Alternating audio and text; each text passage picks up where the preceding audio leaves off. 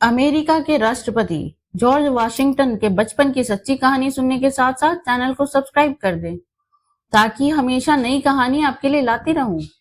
यह कहानी 17वीं शताब्दी के आसपास की है। उस समय अमेरिका एक गुलाम देश था और वहां पर इंग्लैंड का शासन चलता था। अमेरिका में एक शहर है उत्तरी वर्जीनिया। उत्तरी वर्जीनिया में एक नदी बहती है। उस नदी के किनारे कुछ मित्र मंडली आपस में चर्चा करते हुए बैठे हुए थे और नदी के आसपास के सुंदर दृश्य को देखकर आनंदित हो रहे थे।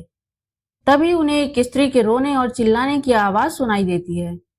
यह आवाज सुनकर वह भी मित्र आवाज की ओर दौड़े और जैसे ही स्त्री के पास पहुंचे तो उन्होंने देखा कि वह नदी में स्त्री का बच्चा बहा जा रहा है, परंतु वहां पर मौजूद कोई भी व्यक्ति बच्चे को बचाने का प्रयास नहीं कर रहे।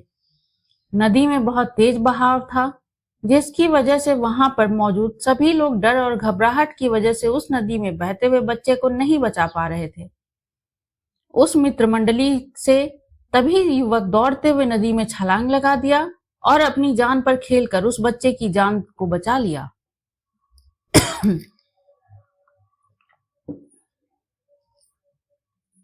उस युवक की बहादुरी और हिम्मत को देखकर बच्चे की मां ने बोला, मैं तुम्हारे इस उपकार का बदला तो नहीं चुका सकती, लेकिन मैं भगवान से यही प्रार्थना करती हूँ कि तुम्हारे इस पराक्रम का परिणाम तुम्हारी सर्वदा मौजूद रहने वाली कीर्ति के रूप में तुम्हें मिले।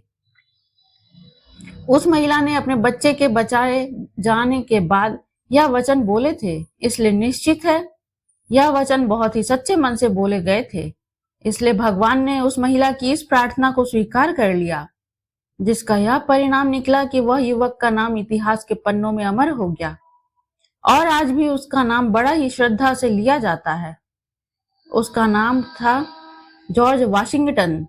आगे चलकर वह अमेरिका के राष्ट्रपति बने और उनके नाम पर एक शहर का नाम भी रखा गया। यह शहर, जिसका नाम वाशिंगटन डीसी है, यह अमेरिका की राजधानी भी है। यह हिंदी स्टोरी आपको कैसी लगी कमेंट करके जरूर बताएं। इस हिंदी कहानी को शेयर जरूर करें। धन्यवाद।